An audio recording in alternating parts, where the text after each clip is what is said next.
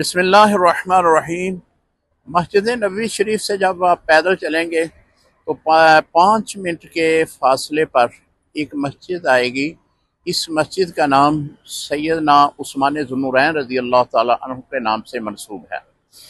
یہ مسجد جو ہے یہ اس جگہ بنائی گئی ہے کہ جس کے بارے میں روایت یہ ہے کہ یہ عیدین کے لیے جائے نماز تھی، یعنی حضور علیہ السلام نے اس جگہ پر عیدین یعنی 2 عیدیں جو ہیں، عید الفطر اور عید الاضحیٰ، یہ دونوں عیدوں کے لیے آپ نے یہاں پہ مصلی بچھایا تھا امامت کا، اور آپ نے نماز پڑھائی تھی۔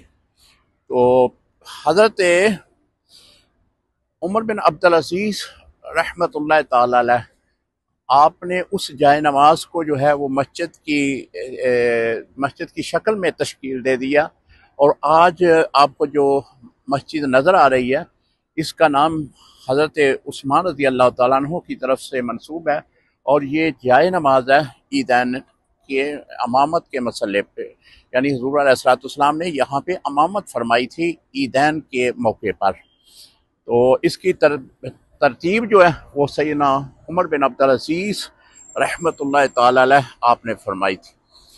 آپ کو اللہ تعالیٰ پھر جس طرح کہ میں باقی ویڈیوز میں بھی عرض کرتا رہتا ہوں، اللہ تعالیٰ آپ کو بار بار مدینے کی زیارت نصیب فرمائے۔ آپ آئیں تو سیدنا عثمان ذو النورین رضی اللہ تعالیٰ عنہ کی اس مسجد کی ضرور زیارت کیجیے گا۔